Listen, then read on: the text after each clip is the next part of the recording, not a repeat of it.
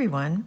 I was working on my November newsletter and I came up with this tip that I think would be helpful with a video. So, do you know what a transition is? And if you don't, that is critical to your brush lettering. And even if you do, I think this exercise will really help you.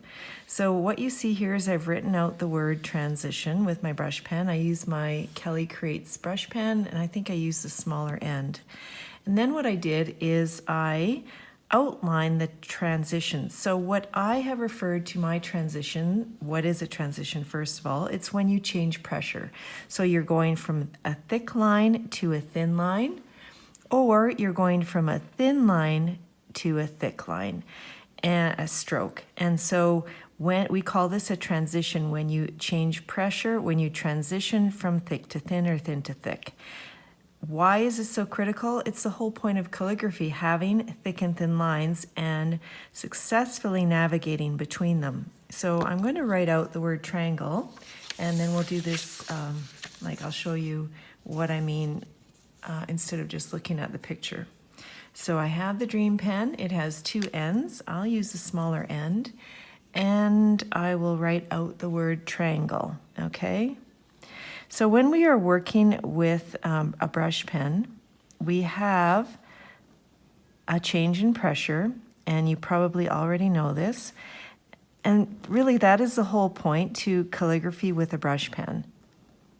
So thick and thin lines, and if you can't see the thick and thin lines, then you don't really have the effect of calligraphy with a brush pen. So let me just finish writing this word. And I found that when I was working on my newsletter and I was thinking about a really helpful tip, I came up with this idea of outlining the transitions. Now, I call them transition triangles. Why? Because they are shaped like a triangle. Let's look at the T close up.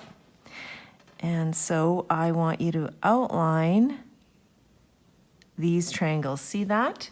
And the tip of your pen should be on that baseline. And by doing this, I think you'll become much more aware of how you're changing pressure and if you're releasing too late. Because releasing pressure too late is a really common problem for lots of beginners. And this is just basically what you do. On the oval, of course, we have two transition points at the top and the bottom of the oval. But what you do is you just outline your triangles and you make sure that you have this triangular shape. And if you do, then you're on the right track. Okay, so you can see them right here. And I don't think I really have to do the whole thing. Here's a compound curve. So the compound curve, you have two transition triangles. So your basic strokes don't always have two transitions, right? They might have just one if it's a simple underturn or an overturn. So I'll show that to you in a second. Just let me finish the word. And I am using to outline the KellyCreates fine liner, and this is a 03. But you could even use a pencil.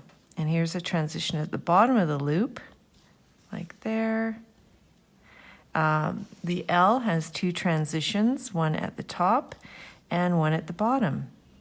So when you go through your outlining of your triangles, if you see those triangles, then like I said, you know you're doing using the right technique for releasing or applying pressure. So once again, you could even work on your basic skills. So let's say we have an underturn and we have an overturn. Here is the thick to thin transition, and here is the thin line to the thick line thick stroke transition. Then when you have the compound curve, you have two. You have one here and one here, and so on. Okay, so practice your basic strokes. Use a fine liner, pencil, or pen. A marker, outline your transitions, and look for those triangles. And I think you will see that you will make a lot of progress with your brush pen skills. Thanks for watching.